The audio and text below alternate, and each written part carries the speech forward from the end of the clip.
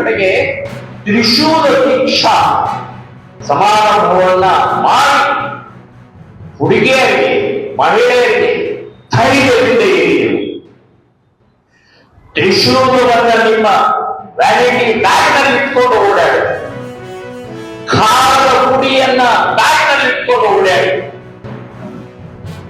ಯಾವನಾದರೂ ಏನಾದರೂ ನಿಮ್ಮ ಮೇಲೆ ವಕ್ರ ದೃಷ್ಟಿ ಬಂದರೆ ಖಾರ ಪುಡಿ ತ್ರಿಶೂಲವನ್ನು ಉಪಯೋಗಿಸಿ ನಮ್ಮ ಆತ್ಮ ರಕ್ಷಣೆಗೋಸ್ಕರ ಇರುವಂತಹ ಈ ತ್ರಿಶೂಲವನ್ನ ಖಾರ ಪುಡಿಯನ್ನ ಇನ್ಯಾವುದೋ ರೀತಿಯ ವಸ್ತುಗಳನ್ನು ಇಟ್ಕೊಂಡು ಓಡಾಡಿ, ಮುಲಾಜಿಂದ ಓಡಾಡಿ.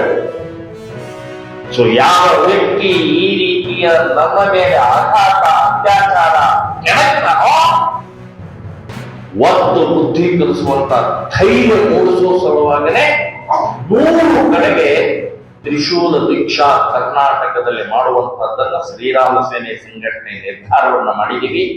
ಈಗಾಗಲೇ 12 ಕಡೆಗೆ ನಮ್ಮ ತ್ರಿಶೂಲ ದೀಕ್ಷಾ ಕಾರ್ಯಕ್ರಮ ಆಗಿದೆ.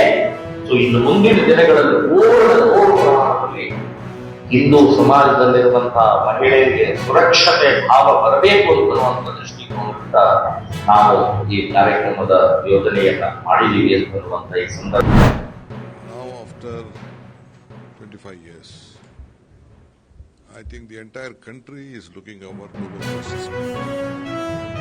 Various investors who have come here also appreciate the way you did it on an international standards.